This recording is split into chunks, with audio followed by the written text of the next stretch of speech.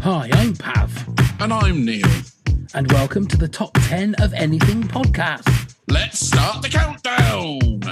10, 9, 8, 7, 6, 5, 4, 3, 2, 1.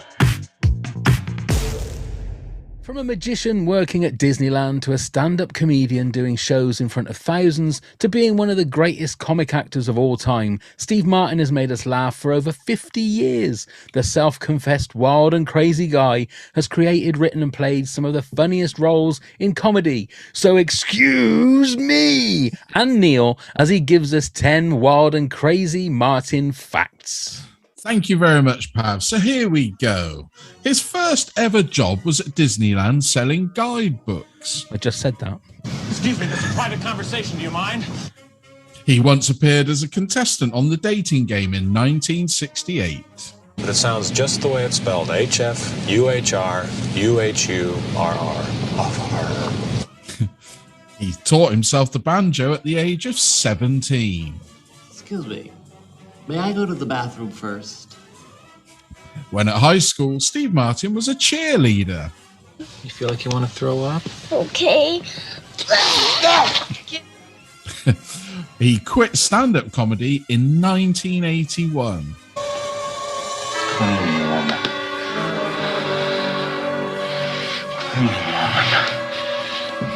Cleaning woman. Steve Martin began suffering with tinnitus after starring in The Three Amigos due to the gunshots. I'm gonna buy you a diamond so big, it's gonna make you puke. He was Stanley Kubrick's first choice to star in Eyes Wide Shut.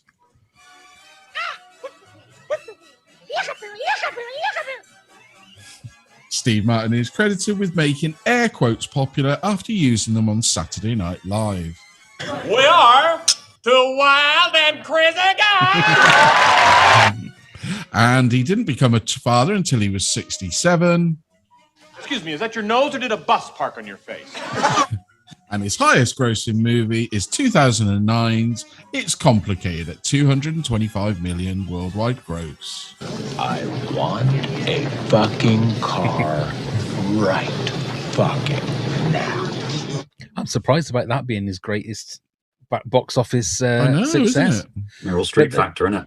Yeah. I suppose there it is. And there's the voice, ladies and gentlemen. Will you please welcome, I'm assuming a Steve Martin aficionado, ladies and gentlemen, it's Stuart for the And Why Not podcast.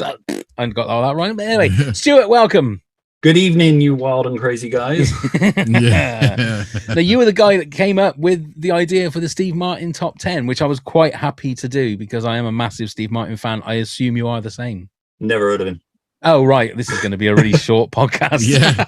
No, I am. And as you can see by my tweet today, I got a little overexcited and rewatched a lot of films. So have you got all those films on DVD or Blu-ray then? I Because had I was all of looking, I was looking on like streaming services, and there's very few Steve Martin films on streaming services. Yeah, I've got all of them, but Penders from Heaven. I had to rent that one, which I'd never seen. But Right, okay.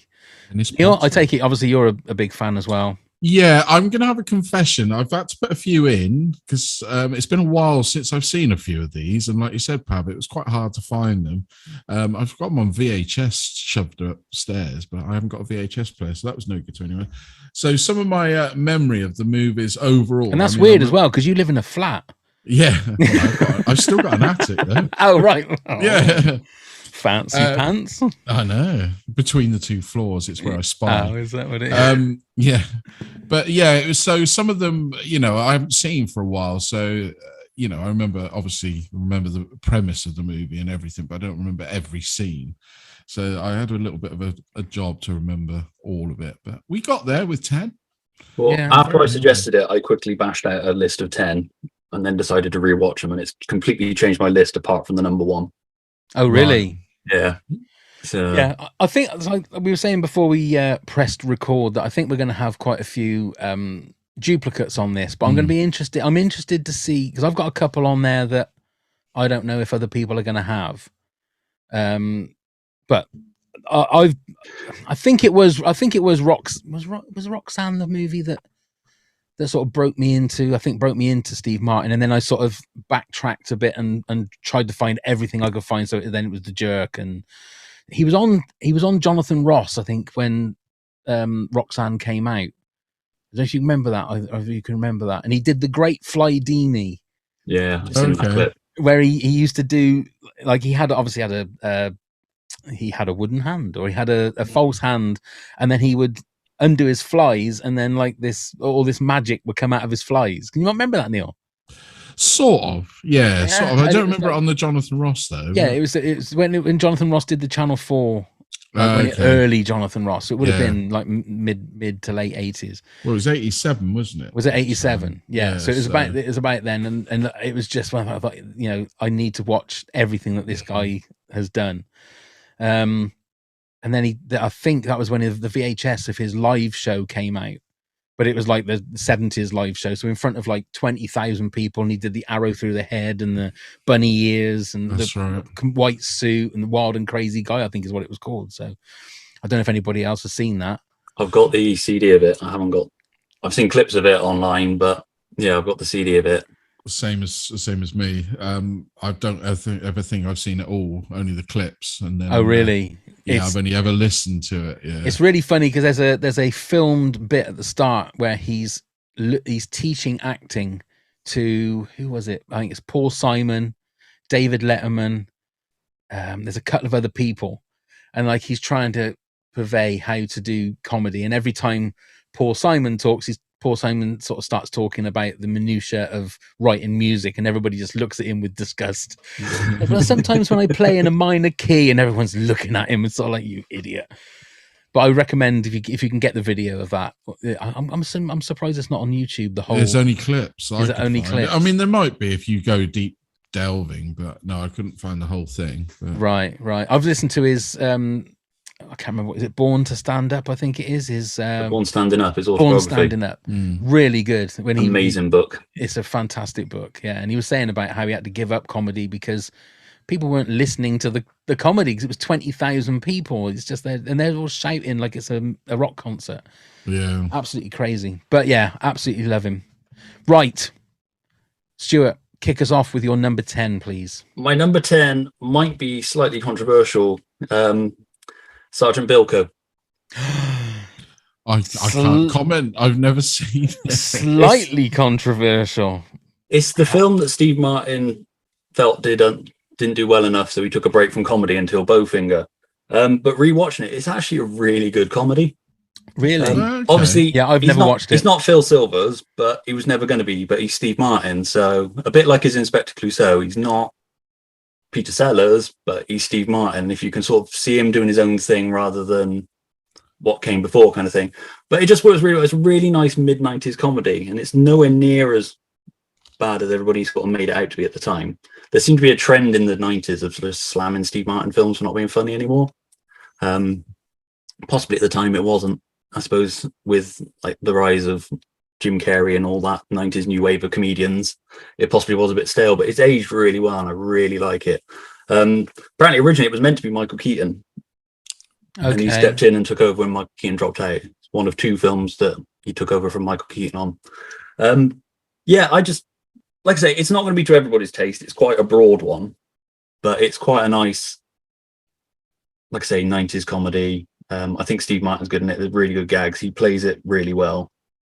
Yeah, I really don't know. I because it was the same with the Pink Panther. I think I watched maybe 2 or 3 minutes of it and thought I just can't do it, because you've got this built up idea of what Bilko is Phil Silvers, and I mean, tell me now, Stuart, have you got the Pink Panther in your top 10? Is that number 9? I can't say it's my number 1. No, no, I did rewatch. Anyway, thank you very much, ladies and gentlemen. It's time to go. No, I did rewatch it. It's quite surprising when you watch a lot of them together.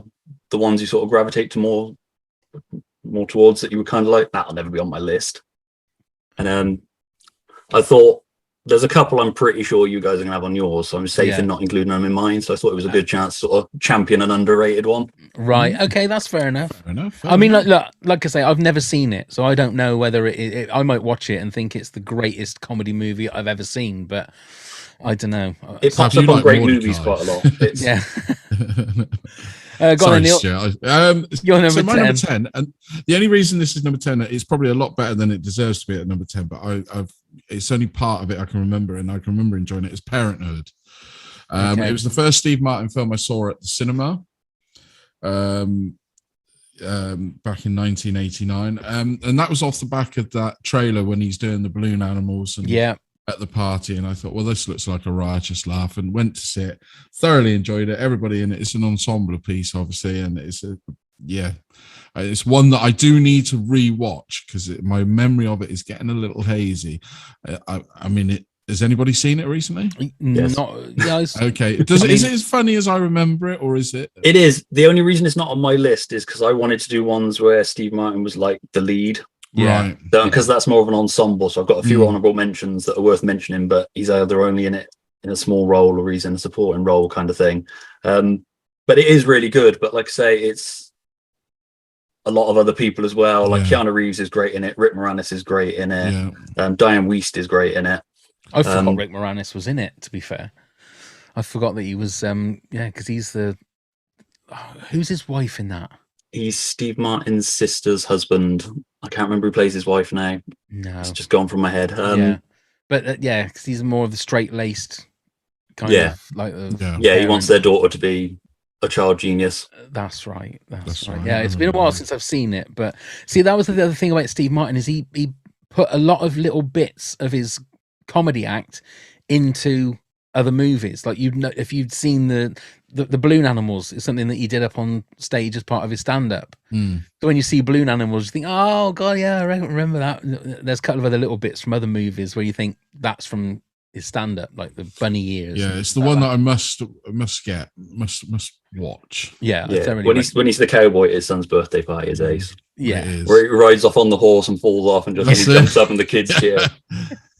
That's it. Yeah, Jason Robards as well, isn't it? And whoever it was who played Mozart, what was his name? What's his name? Tom Hulse. No, it's not Tom Hulse. No, he's the son, isn't he? That is trying to rip off the dad. He's got gambling debts. He played Mozart. Is it Tom Hulse? Is it? Yeah. Yes, you're right. Yeah, sorry. He was also Quasimodo, wasn't he, in Hunchback of Notre Dame? Oh yes, in the Disney one. Yeah, in the Disney one. Right. For my number 10, I have cheated a little bit. This does link to the stand-up video. It's the short movie called The Absent-Minded Waiter, which he actually played before he did his arena shows, before he did his stadium shows, if you like. But on that video, it's also at the start of that video. And It's got Terry Guy. He plays a waiter that is like a really bad waiter that this couple go to. And the wife is sort of saying, well, why are we coming here? He said, because this isn't like the greatest of food. And he said, and the husband goes, just wait. So Steve Martin comes in and says, oh, would you like food? And I don't want to spoil it because it's really, really funny. Right. It's only like 5-6 minutes. And it was actually nominated for best short film for the Academy Awards of 70. I wonder if that's on the old YouTube. It may well be. If it is, I will put it. Again? It's called The Absent-Minded Waiter. I will put it up on the on our video playlist for the Patreon supporters. If it does happen to be on there, but I won't spoil it because it is really, really good.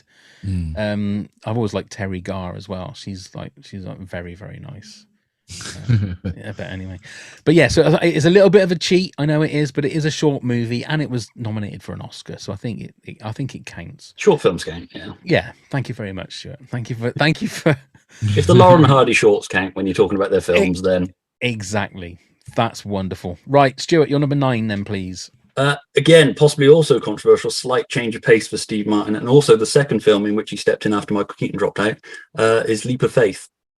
All right, okay. In which he plays an evangelist. Is that the one with Deborah Winger? Yes, and Liam Neeson, where they set up in a small town, and Liam Neeson's the skeptical sheriff.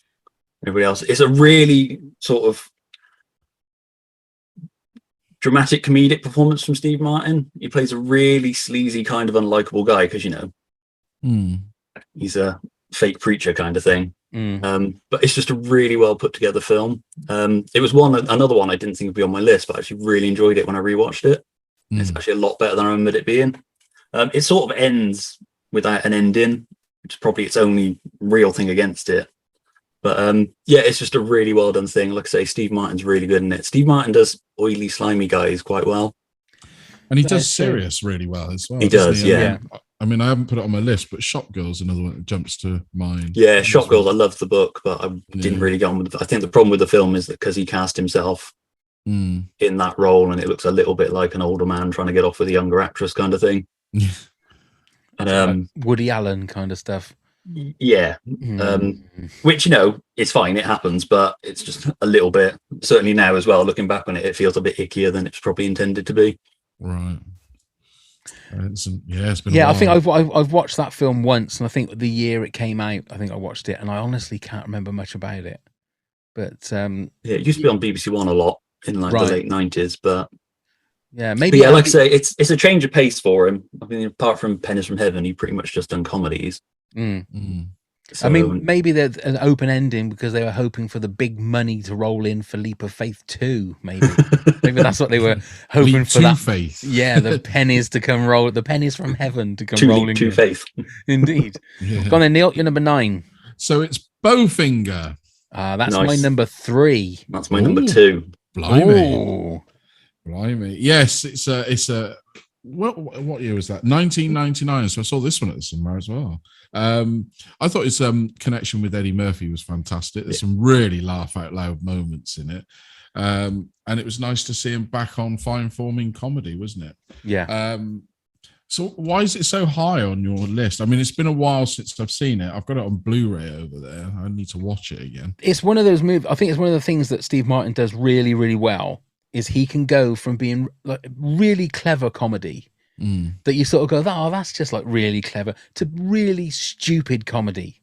You know, in the same scene sometimes. That whole scene where he's got the ponytail and he's in the restaurant and he's trying to pretend that he's talking to somebody, and Robert Downey Jr. Yeah. Pre-Iron Man Robert Downey Jr. is like sat on the next table, and he's got like a mobile phone. Well, it wasn't mobile, it would have been a car phone. Car phone, in that he's pulled it out and he's got the cable tucked down his sleeve. The ripped out cable. But it's, I mean, for me, like you say, the chemistry between, and it's sort of an ensemble movie as well, because there's so many people in it. Heather Graham is fantastic in it. But I think it's Eddie Murphy being back to being really, really good and really funny as well. Well, that's it, because it was both of them back, wasn't it? Yeah. And like I say, this is the one in between Sergeant Bilko and this. He did The Spanish Prisoner, which was like a rare villainous performance from him. And he's really good and is on my honorable mentions again, because he's not the star of it, but he's so good in it as a bad guy. And then, like I say, he came back with this, and it's just such a great satire of Hollywood. Being a film fan as well, you sort of read all these different stories about Hollywood and just how he plays it up. And it's just, and like you say, Eddie Murphy as well is just amazing, and he's so lovable as Kit Ramsey. And what's his brother called now? Shit. Oh, Jiff. Hang on, I need to have a look. Sure, it's Jiff, isn't it? Isn't it Kit and Jiff Ramsey? That's it. Yeah. But and just the way Steve Martin manipulated him, that character could have easily been that fine line between this guy is just fucking detestable. Yeah. But he plays it with such charm that you sort of get away with it. Just the fact he's charging people to audition. Yeah.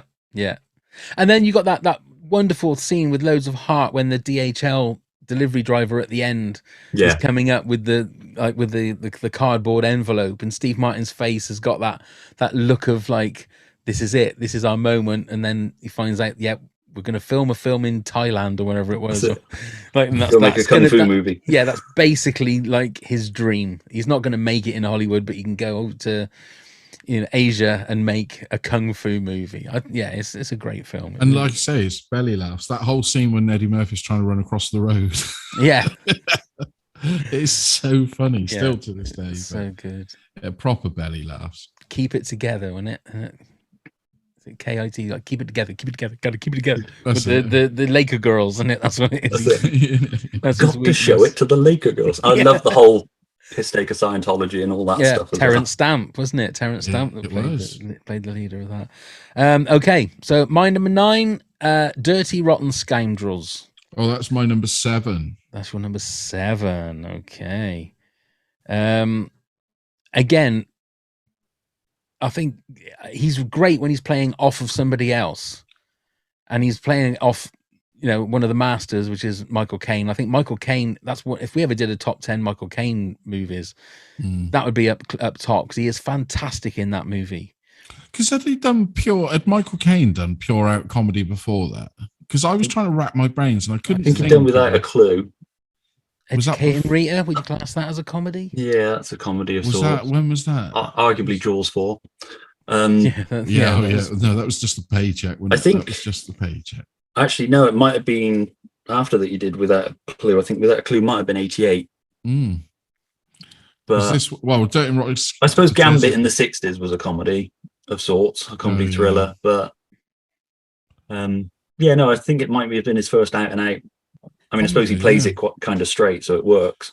It really does. I mean, I've never seen the remake, nor do I want to. I've never seen the original version either. The David Niven, Marlon Brando, yeah. I watched the trailer for it. So I was like, that just sounds bizarre. But I have as yet not watched it. I can bring myself to watch the remake. No. It might be fine, but it seemed to me one of those movies that just didn't need to be made.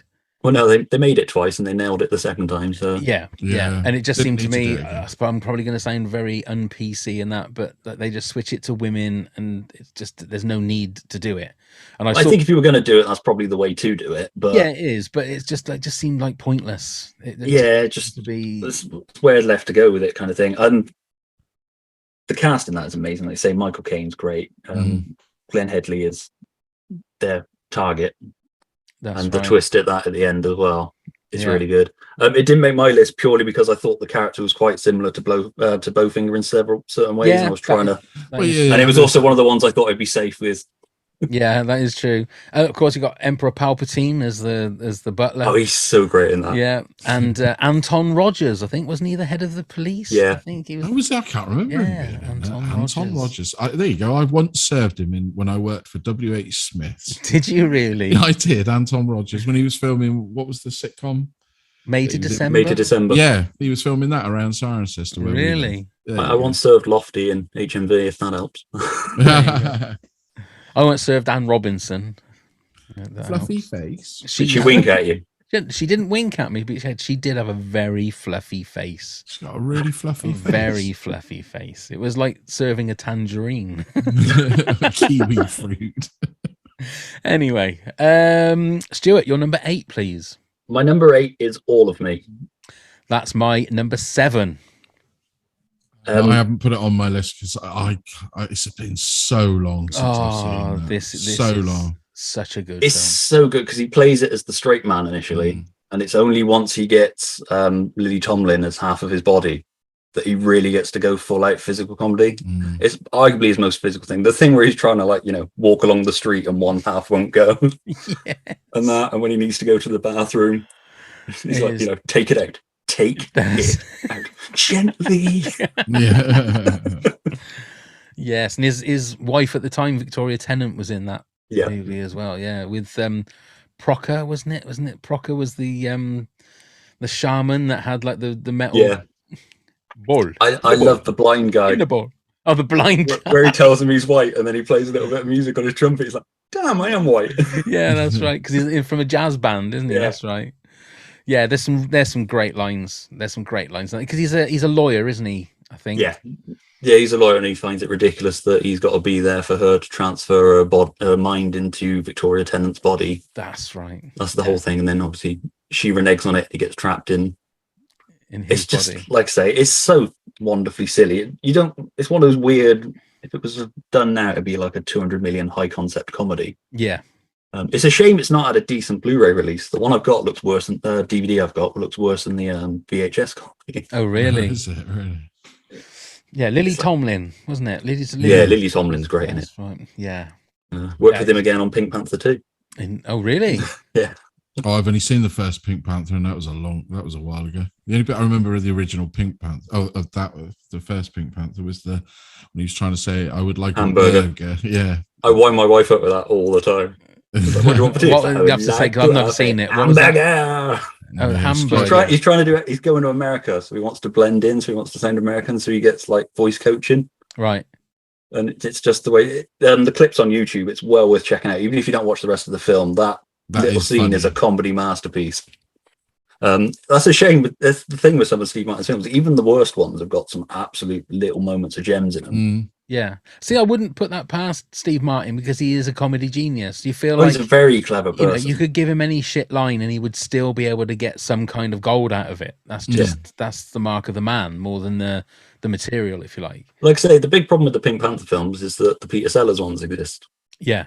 If they didn't exist, then it'd be fine, wouldn't it? Yeah. I think that's my trouble is because it's certainly not the worst non-Peter Sellers Pink Panther attempts. So. No. Well, that's yeah. It's a big shoes to fill, though, isn't it? It is. Absolutely, it is. Go on then, Neil. You're number 8. So my number 8 is again, you see, I didn't have enough hours in the day to watch all these before this. Dead Men Don't Wear Plaid. You've spoken about it numerous times. That's my number 8. Is it really? It is. Wow. I mean, I know you've watched it recently, a lot more recently than me, because we spoke about it in depth on another. I bought it on Apple, whatever it is, the iTunes store, and I bought it. So I've got it at my fingertips whenever I want. And like you said before, it's a clever concept. It works really well. Whereas he's put himself into old classic movies and made up the plot of this movie. And I think it's just a fantastic film. It was a VHS I've had and never replaced, but it was one when the VHS shop shut down. I bought it and had the big VHS, almost like a bookcase with the cover the old rental ones. Yes, yeah. So that's probably still upstairs. He's a genuine, like good-looking leading man as well. Yeah, he could easily have been. Well, not the Humphrey Bogart. There were rumors that he was in contention for Indiana Jones at one point. How true that is, and how much of that is just every name in Hollywood at the time. But so, I mean, he could well have been. I mean, who knows what roles he's been put up for? Be quite interesting to know where he's been. Because I also read once in a, I don't know how true it is, but Scorsese was considering him for one of his gangster movies.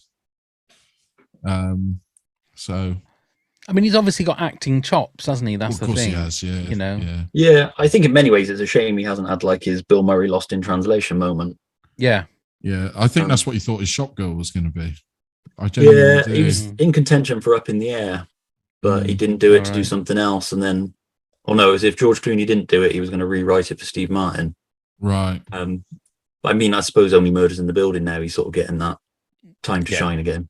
Only Murders in the Building feels like a culmination of his entire career. Yeah, but that is really one character. I do. Have you seen that, Neil? No, I haven't. It's on my list. It's amazing. This is the perfect time of year to watch it as well. It feels like a really nice winter show. I know they always put it out in the summer, but it's got a really nice Christmassy winter feel. Is it quite short episodes, or is it like the full hour? They're about half an hour. Yeah, about half an hour. So, okay. No, I could probably fly through them. So much to watch now. And not enough hours in the day. That is true. Okay, so my number 8 is Dead Men Don't Wear Plaid as well. So we're back with you, Stuart, for your number 7. My number 7 is The Jerk. That is my number 6. What is it for yours, Neil? 4. Number 4. Okay. Yeah, it's big screen debut. Amazingly funny film. He hates these cans. Stay away from the cans. I mean, it's very, very, very quotable, that movie, isn't it? His realization that he's going to stay white. Yeah. Yeah. I'd love you if you're the color of a baboon's ass. When he sets off, I wonder how he's getting on. I'm like, I'll check. And they look out the window and he's still stood at the end of the drive. That guy who picks him up and drives him to the end of the fence. Oh, yeah. Right, yeah. He's all there with his, like, what has he got, like the... He's got like a flight cap on and the goggles. That's it, and the goggles and his little briefcase and stuff. And the guy who runs the gas station who shows him his room and he's like, takes him into the toilet. He's like, this is great. Little stove here. He's like, no, this isn't the room. This is your. But it took me a while to appreciate that movie, as in I saw it, I think, far too young. I didn't quite get the. And took a few years later to re-watch it. When you did the marking on the TV, the Radio Times, to record the films, I recorded that. and then thought, why was I so? But it was obviously an age. I think the thing with Steve Martin is that it plays as a child as like this silly slapstick humor, and then as you get older, you realize there's more levels to it, and like I say, he's a very clever comedian. But that's one of those movies, a bit like Robert Downey Jr. said about Tropic Thunder, which even that was only what 10 years ago. Tropic Thunder, maybe 2008. But I think with this was early 80s, wasn't it? I think it was 1979. 79. You couldn't make this movie now. No, I don't think you wouldn't get away. I mean, especially with the whole, where I was born a poor black child, and some of the words that are obviously used in it, you just wouldn't get away with being able to use now. And I miss. I suppose there are still some kind of really stupid comedies, but I don't think. I mean, me personally, I don't grow out of those kind of stupid comedies, because I'd say I still love Laurel and Hardy, which is some of the stupidest comedy you can get. And I do find this is a lot like Laurel and Hardy, maybe a little bit more adult-fied, if you like. Oh, a lot more. I think the thing, I think the thing that makes things like Laurel and Hardy, Marx Brothers, those Steve Martin films that are potentially a bit now is that there's a sweetness to them. Yeah, like there's a sweetness to his character that you are rooting for him, even though he's an idiot. Yeah, absolutely. Whereas other films like Dumb and Dumber to a degree has got a little bit of a nasty edge to it at times that possibly doesn't age as well as like these things do. But I think because you've got that general sweetness of the character, that he is just so wonderfully innocent that you kind of can't help but not be offended by him. You just kind of, oh, that's right. And all he wants is the best for everybody. He hasn't got a malicious bone in his body, really. Well, that's it. He accidentally gets rich. It's not like he sets out to screw people over. I do love he's writing the checks. Yeah, something you just said, Stuart, is exactly how I've been feeling. A lot of modern comedies have this nasty edge, don't they? And I don't understand why. I don't particularly find it always funny. If you go through like the Hangover movies and things like that, there's always this really nasty edge to it. Due Date's a prime example of that. The Robert Downey Jr. Zach Galifianakis one, that's basically a remake of Planes, Trains, and Automobiles in everything but name.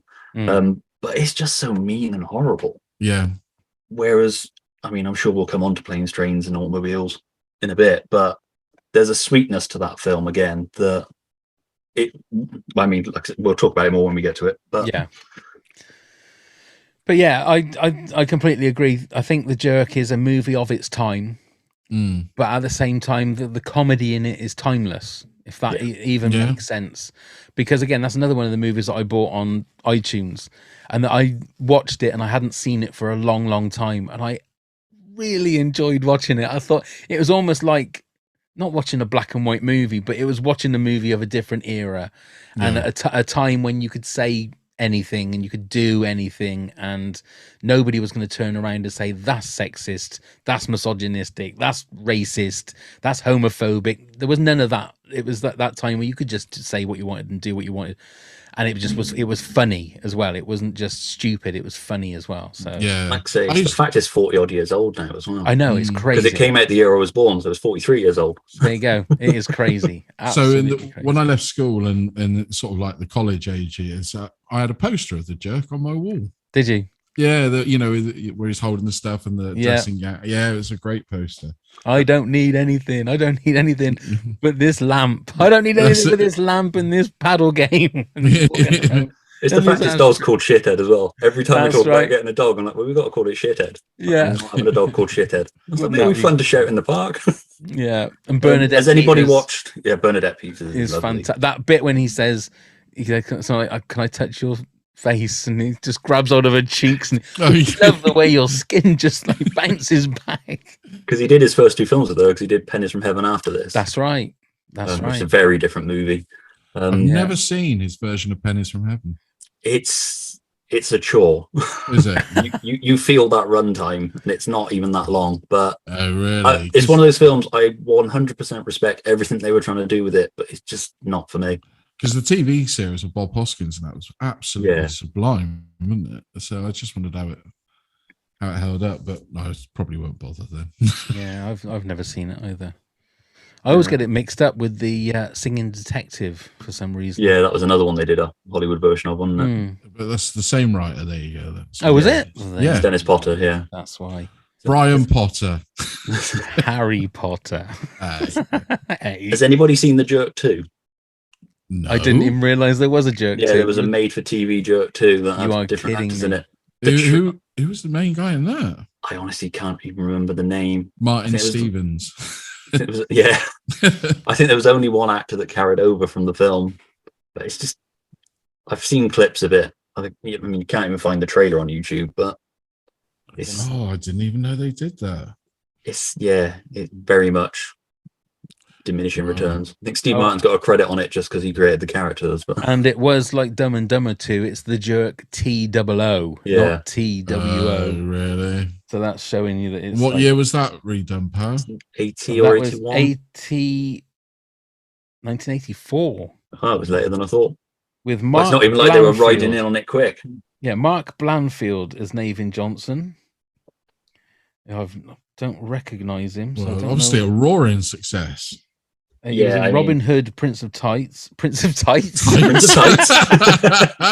Robin Hood, Men in Tights. Hang on, He was in I'm writing down Dracula Prince and of Loving Tights. It. Robin So it looks Hood, like he was in. Prince- Oh, he was actually in Arrested Development for one episode.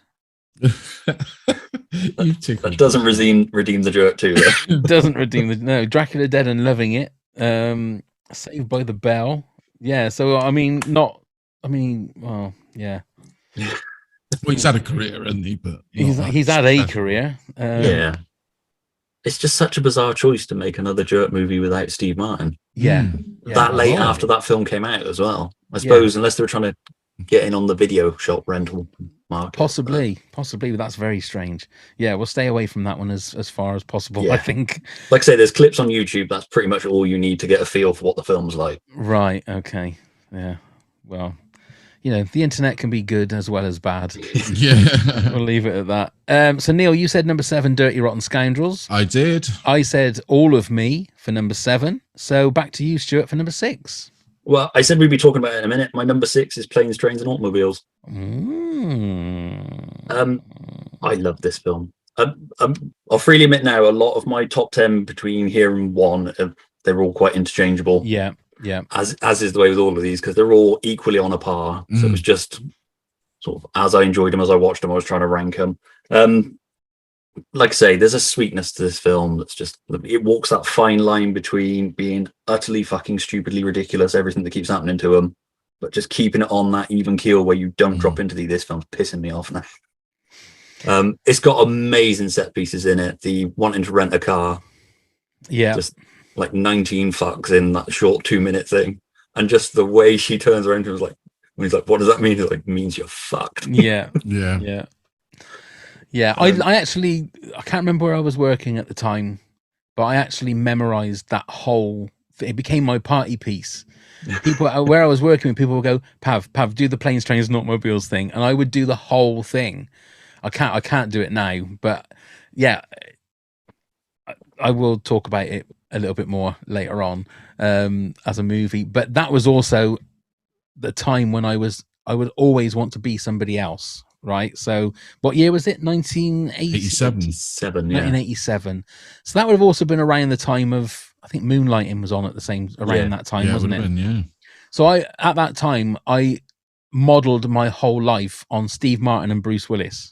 In like what I wore, I got myself a overcoat because Steve Martin had an overcoat in Planes, Trains, and Automobiles, and I wanted to dress just like Bruce Willis did and Steve Martin did. And there was something about Steve Martin in that movie. He wasn't a nice person to start with in that movie. He had a really good arc in that movie because he was I think he's all right. You can feel his frustration building. Oh, absolutely. He's stuck with this guy that he can't stand, which we've all been stuck. Either, at work, you've been forced to work with that one guy or whatever. Yeah, I'm normally the other person. I'm normally the one that's everyone's trying to get away You from. can feel why he's becoming more and more of an arsehole as all this shit just keeps piling on him. But it's just, I mean, a huge part of it as well is John Candy's performance. John Hughes' writing as well is amazing. Really makes you fall in love with both characters. Even the small characters you kind of fall in love with, like Kevin Bacon as the guy racing for the cab. Yes You're like, you prick. Yeah. Just the way John Candy steals his cab at the beginning. Yeah And it's got so much heart. I mean, I still, like, the bottom lip starts trembling near the end when hello, Mrs. Page, and I want to introduce you to my good friend Del Griffiths, and you think, oh my god! And every time you go away is playing in the background. It's beautiful. And I think it's one of John Hughes's best movies. I think. Yeah. Steve Martin's so good in that bit as well, where he's going off on the train, and he's remembering everything, he's starting to laugh about it, and it's borderline corny, and then he starts to remember the way Del talked about his wife and the fact he'd not been home for years and all that sort of thing. Yeah. Dream Academy, that Dream Academy song, playing those chords that are playing is beautiful. That I think that made my top 10 movie songs, or it was close to it. But yes, I'm sure we'll talk about it a little bit more later on. Yeah. I'm sure we will. So go on then, Neil. You're number 6. Wow, Stuart didn't put cameos in, but I did. Little Shop of Horrors. I love this musical, and I think Steve Martin is the highlight as the sadistic dentist. Excuse me. Hilarious song, hilarious performance. He chews the scenery and hams it up all the way through, and I just love it. And the fact, I love it when Bill Murray goes in.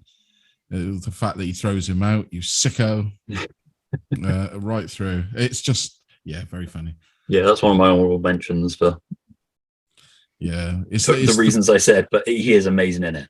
With a musical that's full of great songs, his song is the best. Yeah. It's the one I go to most on the soundtrack. Yeah, he kind of steals the show in that movie. He does. He really does. So, yeah, that's that one. Okay, nothing else. There's not much. You can't really talk about the whole movie because he's only in 5 minutes of it. And spoilers to anyone who hasn't seen, comes to a sticky end or a chewy end. That is true. But and he's one of his rare black hair. On his motorcycle. Yeah. Okay. And that's all you have to say on that, isn't it, Neil? Well, there's not, like I said, it's hard to elaborate even more when it's one song basically and a little bit either end. That is true. Right. So my number 6 was The Jerk. Stuart, your number 5, please. My number 5 is Father of the Bride. No. I know. Shocking, isn't it? Why is that?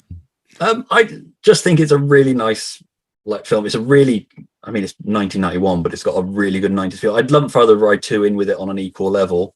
There's a couple of bits in it that are it's a bit fucking stupid, but again, his character is so relatable, even if you don't necessarily get on side with him. Diane Keaton's amazing as his wife. It's just like, fuck this guy. Did they do 2 or 3 of those? They did 2, and then they did a third one in lockdown that was like a Zoom. So it's basically this. Oh, right, okay. But with a better signal, obviously. But yeah. Do you know, I've never seen Father of the Bride. I've never seen it either, and I class myself a Steve Martin movie. Yeah, well, it just never sort of appealed to me. But Stuart's explaining it. I might give it a go. It's one of those ones that it seemed to always get like on kids' TV. They'd always seem to be talking about it coming out, and there seemed to be a real hype for it for some reason. Isn't Martin Short in it? Martin Short's in it as well. He plays like the wedding planner or something. Yeah. Right. Yeah. And I think they've just recently remade it, haven't they? With Andy Garcia. And again. No, it was HBO Max did that one. Oh, HBO Max. Cheaper by the Dozen was remade again on Disney Plus with that's right. Yeah. Zach Braff from Scrubs.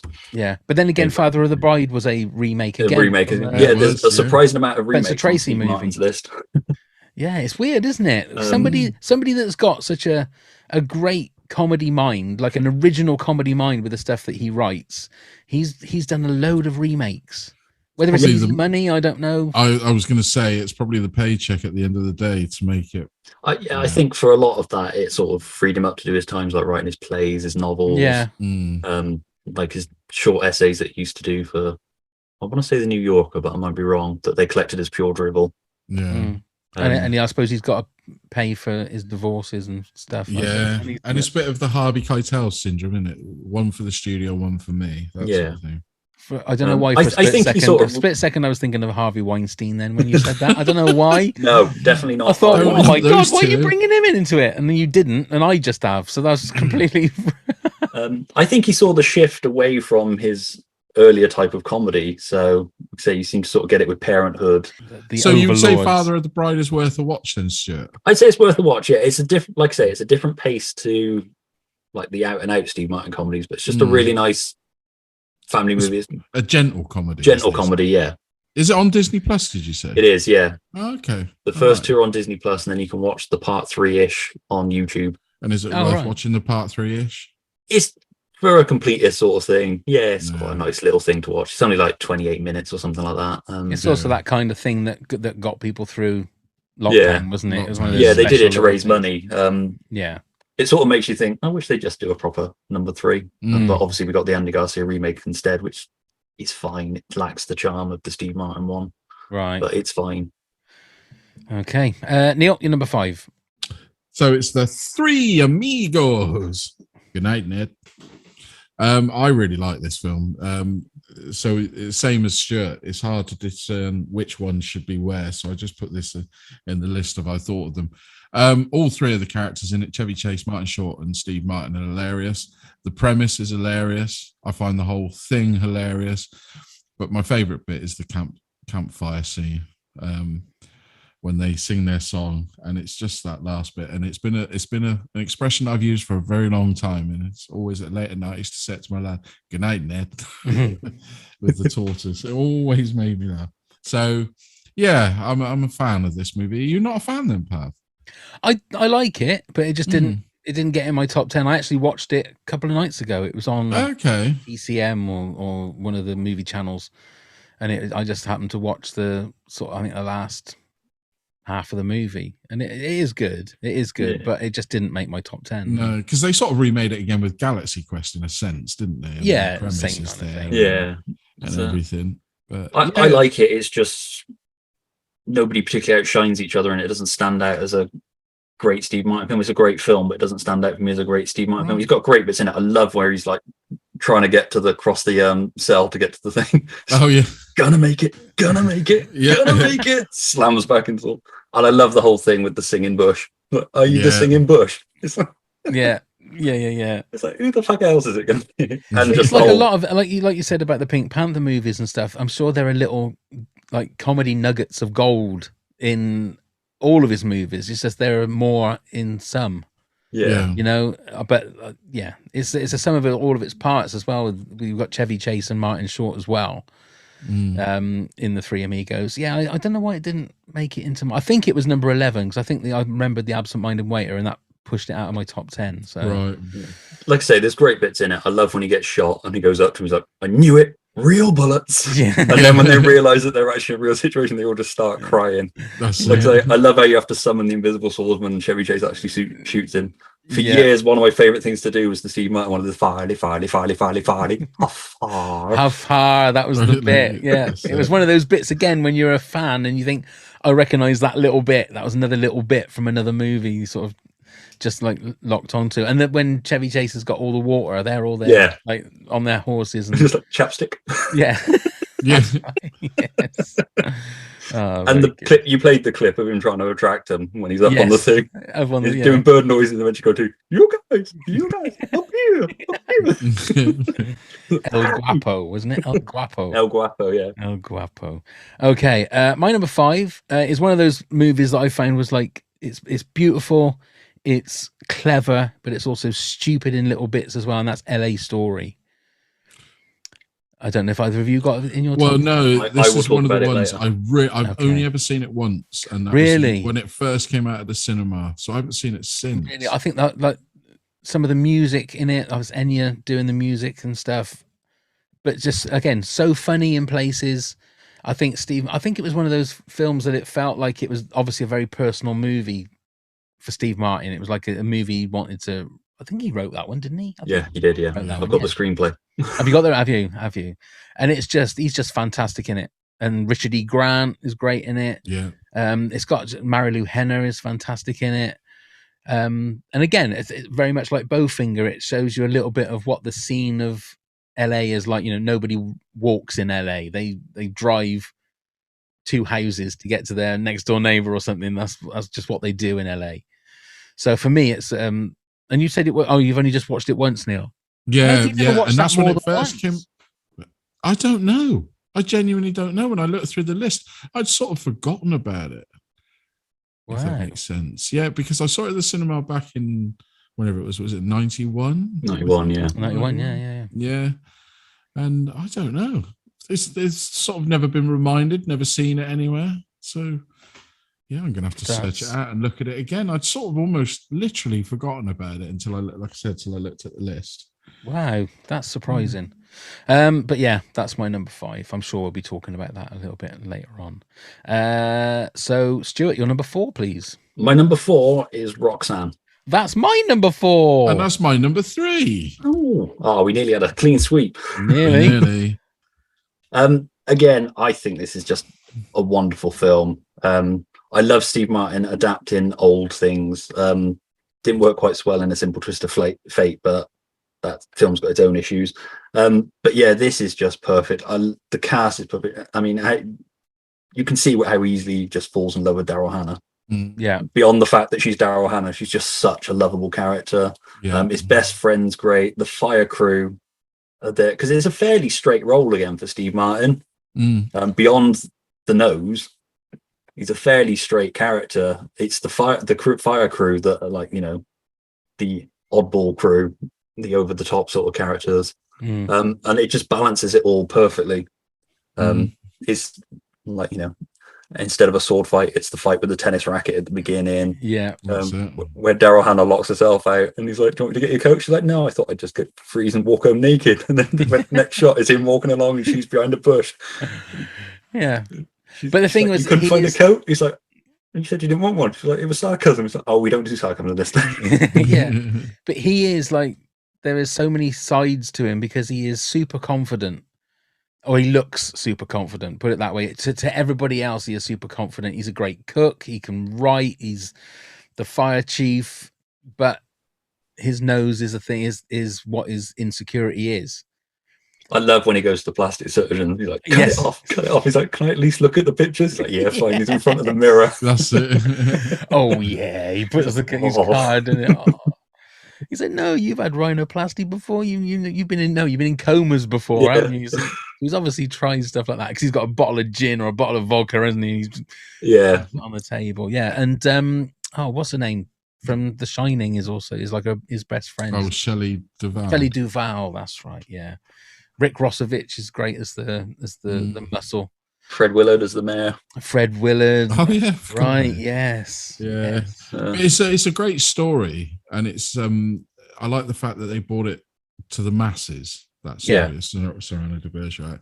So yeah, I think it's just a timeless piece because that's been made countless times. Yeah, to the point where I can't enjoy any other versions. Oh really? It's like it's not. It's like I really want to watch the Peter Dinklage one, but at the same time, I'm kind of like, it's not Roxanne though, is it? No. That although that is supposed to be really, really good, isn't it? I have heard. Yeah, and it dropped on Prime.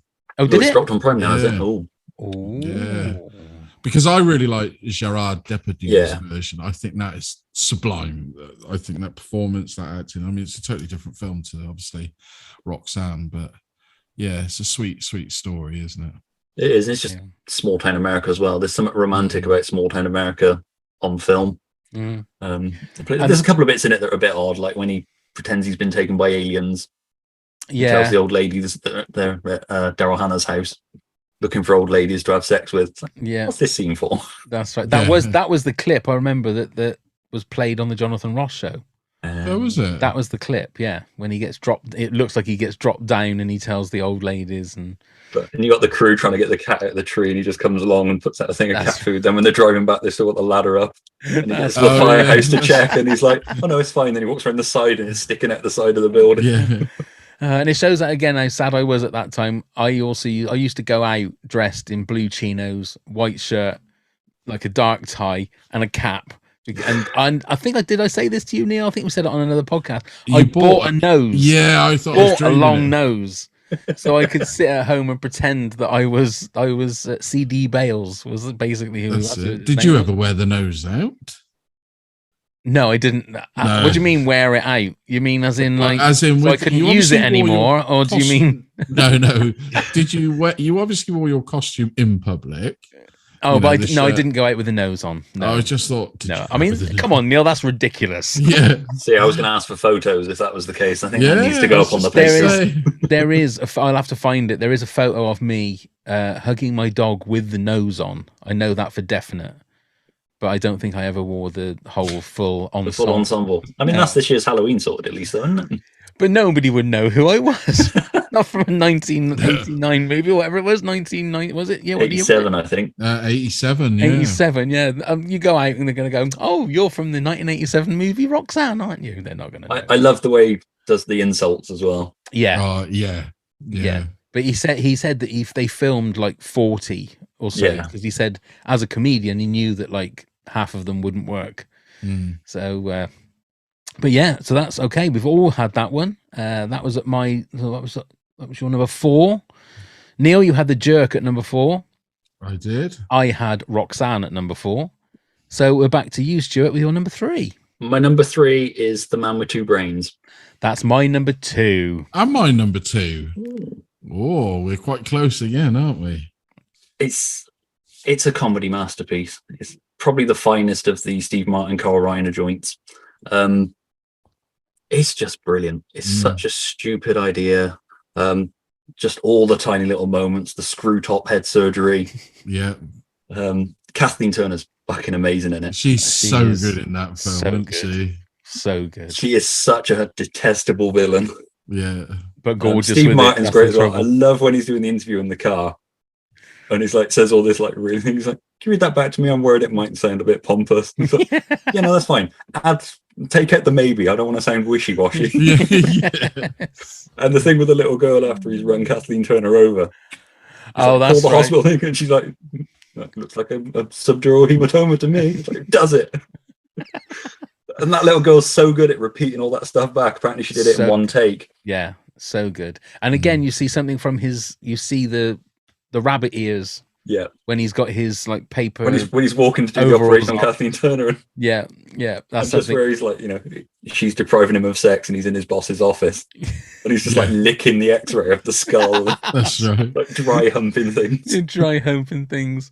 And Yeah, and he's because- sat like that the whole time, isn't he? His boss. He's like, when are they coming to unstick your fingers? Yeah, yeah, it is so good. It is so it's almost a parody movie in places, but Well, it's going to Almost. be 40 years old next year. So I know. they should bring out a Absolutely special of that one. they did like a HMV Blu-ray, but there's nothing on it, like in their masterpiece collection. Right. But there's nothing extra on it other than you get a poster with it, which is cool. But I love that he's got the jar with the rubber lips on it Yeah, Mm. when he Yeah. takes it out for a boat ride. Yeah. David Warner is really David good as Warner, well. amazing in it. David Warner. Really great in it. Yeah, And just the whole, Dr. Hafar, yeah. You have spelt as it sounds. And And when he's trying to kill the prostitute, Yeah. she's got that voice. That, when she asks what's in it, he's like his window X. He's like, I don't mind. Yeah. And it was Sissy Spacek that did the voice of the Yeah. brain in the jar, wasn't it? Was it That's it. really? It was. There you go. You learn every day is a learning day. then. Neil, you're the facts man. This no, one no. almost, because all of me is kind of similar, except that the mind's in his body and all of me. So they're kind of similar films to some degree, but it's just the physical comedy isn't relying on him sharing his body in this. No, I love the whole thing where they're trying to break into the castle and the walls are paper thin. that's Yeah. They just end up in the pool. That's it. yeah. Even though they look like they're like carved out of the rock Yeah. and stuff. Yeah. It's a great film. Actually, I mean, it was a toss up between that and Bowfinger as my number 2 and number 3. So we See, probably- again, these two interchange for me between this and Bowfinger. I Yeah. think Bowfinger's just got the edge because that's sort of what got me back into Steve Martin, because there was an omnibus program on BBC One to coincide with it coming out, that was sort of like conversations with him and looking back on his career. Right. Right. And I was like, oh, I fucking love Steve Martin. And that's when Yeah. I found out he had novels that you could buy, and he'd released LA Story and Roxanne in script form. Oh, I Shit, didn't- I've got to get on all this stuff. Yeah, I didn't realize that. Anything else to say, Neil, about Man with Two Well, Brains? no, pretty much just it's fucking hilarious, isn't it? Yeah. And if anybody's not watched it, watch it if you can get hold of a copy somewhere. Yeah, like I say, it's on Blu-ray, and I think it's still on DVD as well, but it's well worth picking up. Yeah, it really is. Okay, Because believe Before it or we- not, believe it or not, there's going to be so many people that haven't seen half of, so many of these classic movies that we've spoken about and classic comedies at the same time. The only thing that kinds of date is Merv Griffin as the elevator killer. That's right. Spoilers, Yeah. but Yeah, spoilers. I imagine now a lot of people are like, "Who the fuck's Merv Griffin?" Yeah.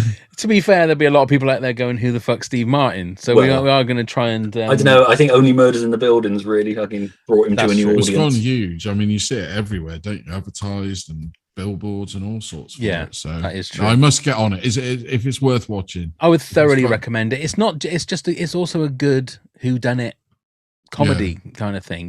But is it laugh out loud comedy or is it in places, but not everywhere? No. But it's got some good little twists and turns, and there's 2 seasons of it now. Again, it's to a certain degree, it's a certain amount of it's just sketches stitched together through a story. Right. Yeah. I mean, I love when he has to do the test to prove he's not drink driving. Yeah. But there are some really classic Steve Martin bits in it. Yeah. Right. I will definitely have to get on that. I'll put it on one of my 6 million other series that Indeed. tells me That's I what you must should do. watch. Right, before we announce our number ones, Stuart, do you want to give us your countdown from number 10 to number 2, please? Yep, I shall do my best Simon Mayo Top of the Pops. Wonderful. So at number 10, I had Sergeant Bilko. At number 9, I had Leap of Faith. At number 8, I had All of Me. At number 7, I had The Jerk. At number 6 was Planes, Trains and Automobiles. Number 5 was Father of the Bride. Number 4 was Roxanne. So at number 3, I had The Man with Two Brains. And at number 2 was Bowfinger. Wonderful. Neil, this time you can do it as quick as you like. Yeah. At number 10, Parenthood. At number 9, Bowfinger. At number 8, Dead Men Don't Wear Plaid. Number 7, Dirty Rotten Scoundrels. Number 6, Little Shop of Horrors. Number 5, Three Amigos. Number 4, The Jerk. Number 3, Roxanne. Number 2, The Man with Two Brains. Wonderful. And mine is number 10, The Absent-Minded Waiter. 9, Dirty Rotten Scoundrels. 8, Dead Men Don't Wear Plaid. 7, All of Me. 6, The Jerk. 5, LA Story. 4, Roxanne. 3, Bowfinger. And 2, The Man with Two Brains. So, Stuart, what is your number 1 Steve Martin movie? My number 1, as I told you when you're on my podcast, that the number 1 to every top 10 is Footloose. Yeah, that is true. But no, him in there. He was in Planes, Trains and Automobiles together, so yeah, I'm doing it that way. No, my number 1 is LA Story. I adore this film. I watch it like once a year at least. It's just a magical movie. There's a magic to this film I can't put down. Put a finger on. It's just so well observed. I mean, I don't know much about LA. I feel like most of the things I know about LA I learned from this film, but it's just a wonderful mixture of a really nice love story, wonderfully surreal moments. Like you say, the Enya music, Exile by Enya, is a beautiful piece, and they use it perfectly in the film. It's got great lines in it, like, why is it we don't know the moment that love begins, but we know the exact moment it ends? Beethoven's Balls. Rick Moranis' cameo as the gravedigger. That's right. The With stuff a terrible through the museum, English accent. the way that they're talking about the painting, and he's describing it like the girl peeking around the corner, looking at the thing, and then when you look at it, it's just a big red canvas. That's right. Yeah. Just the potential of that. That great line about when I'm around you, I feel like I need to show off, which is the idiot's way of trying to look smart. Yeah. It's just amazing. His chemistry was, obviously they were married at the time, but his chemistry with Victoria Tennant is great. The whole idea of, the LA freeway sign, it's like you actually buy into that as a character. Like you say, Richie Grant's amazing in it. It's just the little observations as well. The Sarah Jessica Parker's great. Yeah. Hi, my name's Greg, I'll be your mugger this evening. You've got a queue of people waiting to get money at the cash machine, and a queue of muggers waiting to mug him. Him trying to get a table at the restaurant with Patrick Stewart. That's right. Him ringing up to do it, and he's like, "No, I'm renting. I just sold a condo." Yes, in this soft market. Woody Harrelson is his boss. He's like, "Well, what kind of idiot would listen to a wacky weatherman?" He's like, "This idiot, you're fired." Yeah. It's so good, so good. I it's been a while since I've watched it, but I would thoroughly recommend it. Neil, definitely add it to your list. I need to watch it again. It's been 41 years ago, 31 years ago or whatever. So Yeah, it's a bit forgotten. Lordy. Okay then, Neil. I got a funny feeling that we've got the same number one. What, Cheaper by the Dozen too? Ah, yes. To be fair, it's I better than Cheaper by the Dozen 1. Oh, there you I go. particularly love that bit in it. Yeah. No. I'm sure it is yours planes, trains, and automobiles. Of course it is. I mean, if Yeah. you've listened through our podcast for the last 9 years, you've heard we've spoken about it so many times Yeah. on numerous podcasts. It's what I call if it would be in my top 10 comedies. There you go. I think this would be in my. We've got coming up in a few before the end of the year. We've got a top Spoiler. 10. Well, I know we've got a top 10 movies of all time, and I've got Yeah. a funny feeling this might make it in my top 10 movies of all time. Yeah. I think it's got absolutely everything. Got heart, got soul, amazing laughs, Yeah. tears, just the whole lot. Shebang. Like you said, I probably agree with you. It probably is John Hughes' best film, Mm. controversially to some people, but yeah, No, I think it I'm is. with you.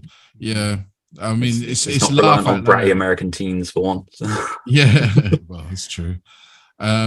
It's laugh out loud. It really is laugh out loud. There's so many, and I am going to use the I words because you hear people spew it around all the time. So many iconic scenes in it, laughter scenes, situations that happen.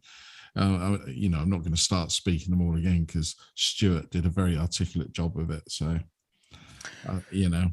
Yeah. what can you say? There isn't anything else we can say. I don't think. Except those aren't pillows. I did think it might have been a parody movie top 10 where we got the same number one, all of us. But no, Stuart had to ruin that at number 6. Sorry, it's like I say, LA Story for me. I think because it's one that he wrote as well, and it's so personal to him. Yeah. Mm. It feels the most Steve Martin of. It feels like that's what he'd been building towards. See, I've got vague memories of LA Story. Is it that's the one where he's on the roller skates? Yes. Going through the. Yeah. When the billboards on the side of the road start talking to him, as in they're That's right. they're yeah. writing. The freeway sign, yeah. But alas, I somehow just Did you just say alas? Yeah, alas, I have not seen it in 31 years. Oh, Neil. Yeah. So before I go through our honourable mentions, then, Stuart, you said you had a couple of honourable mentions. What were any more to add? We touched on a couple of them. So obviously, Parenthood, Spanish Prisoner, and Little Shop of Horrors. And the other one was just Grand Canyon, in which he basically plays a version of the film producer Joel Silver. Right. He's not in it very much, so it didn't go on my list. But it's a really, really good film. It's that's when he had a white beard and moustache, wasn't it? Do you know the white beard. Yeah, white beard in that. Yeah. But yeah, he's like this ultra-violent film producer. Right. It's just a great Steve Martin performance, but it's a small part of an ensemble film, as with a lot of Lawrence Kasdan films. It's like the big chill and all that sort of thing. Yeah, that's right. Yeah. He's a small part of a bigger thing, but so good in it. And I recommend that Omnibus documentary as well. It's on YouTube. If you put in Omnibus Steve Martin, it'll come up, the full hour-long episode. That's well worth checking out as well. If you want an overview of Steve Martin's career up to 99. Yeah. So yeah, I got a feeling I've watched that. Yeah. That was one of the things, yeah. Okay, our honourable mentions we've got here. At Hugenbard said Planes, Trains and Automobiles is one of the finest buddy comedy road movies ever made. Steve Martin and the legend that is John Candy make such a funny, bittersweet combination. Always has me in tears at the end. Also, Dirty Rotten Scoundrels that has me in laughter tears. Phil James says Pointy Birds, a pointy, anoint my head, a 90, and I was a poor black child. Lisa Buchanan says, oh, wow, this would have been very difficult for me. 2 of my choices would be in my top 100 of movies. It's Complicated with Meryl Streep and Parenthood with Mary Steenburgen. Bergen? Yeah, Mary Steenburgen. Bergen. And honourable mentions, Three Amigos, All of Me with Lily Tomlin and The Jerk. Stu Grant said The Man with Two Brains, Planes, Trains and Automobiles, Dirty Rotten Scoundrels, The Jerk, Bowfinger, LA Story and Roxanne, all in our top 10s. Nancy Trickles just said, yeah, what he said, because she posted just underneath I love what that. Stuart said, so that saves her having to do loads of typing out. Anna Cochran, hello Anna, said LA Story was so good, and The Jerk, I was born a poor black child. That seems to be everyone's favourite quote. Yeah. My ma said All of Me, my favourite Steve Martin film, although I love everything he does. And when All of Me came out, I thought that Lily Tomlin looked like my mum, which she can't see, but whenever I saw that film, I always thought, God, she looks just like my mum. It's weird how you see your parents in certain actors and actresses, isn't it? I know. It's very completely nice. not there, but there's just something about them that it's like an essence of them. Absolutely. At Andy McEwen1 said, Dirty Rotten Scoundrels, Planes, Trains, and Three Amigos got to be the top three. But if it's himself with no co-stars, The Jerk, Man with Two Brains, and the other one where he was possessed by a rich woman, God knows what that was called. And I replied to that. It's all of me. And yeah, I think it was you that did reply, wasn't it? It was me, yeah. At Texan Fan said Roxanne was Steve Martin at his very best. Mark Di Natale said LA Story. Jeanette Deakin, Little Shop of Horrors was always one of my faves. Maria Pereira said I love his passion for the banjo, makes me want to learn. His banjo albums are great. What's the name of the band that he's in? I can't remember. He's got a band, doesn't he, that he goes out touring with? The CDs are out of my reach over there, but I can't think what they're called now. Someone will tell us, I'm sure. And my pa said my favourite is Planes, Trains, and Automobiles, and Cheaper by the Dozen. There you go. It's got to let people down, my old chap. MPG_1980 said in no particular order: Man with Two Brains, Three Amigos, Bowfinger, The Jerk, LA Story, Planes, Trains, and Automobiles, and House Sitter. I didn't like House Sitter with Goldie Hawn. Goldie Hawn. I've never seen that one. Right. Two of his worst films, sadly, are both Goldie Hawn ones, because that and The Out of Towners. It's heartbreaking that the same year Bowfinger came out, which is one of his best, also The Out of Towners came out, which is easily his worst film. Right. Yeah, I have to. That's the one I switched off. Right. And finally, at Modern Escapism said, without a doubt, Planes, Trains, and Automobiles, his chemistry with Candy in that film is amazing, and the sweary tirade at car rental desk is a thing of absolute beauty. 19 F-bombs in the space of a minute. Chef's kiss. There you go. Perfect. So, Stuart. Yes. Tell us a little bit about your podcast. My podcast, and why not? Basically, I get a guest on, like yourself, to pick a film that you love, and then we talk about it and generally see where the conversation goes from there. So when you came on, we talked about The Greatest Showman, and then of course, off into what else would you Avengers talk about? Endgame, and then I found out later that you have a really high love for Field of Dreams. I was like, absolutely. But yeah, that's basically what it is. So we've done varying films like Greatest Showman, Tim Burton's Batman. We've got one coming out on Master of the Universe. We're also starting to do some specials as well, looking at different things. We've got one coming out for Christmas, looking at 3 different kinds of Santa on screen. It's all on our website at hauntednerds.com, or you can find us on Acast, Podbean, all the usual places. But yeah, that's basically what it is. And the basic idea was that it was 2 people who've just watched a film talking about it in the pub.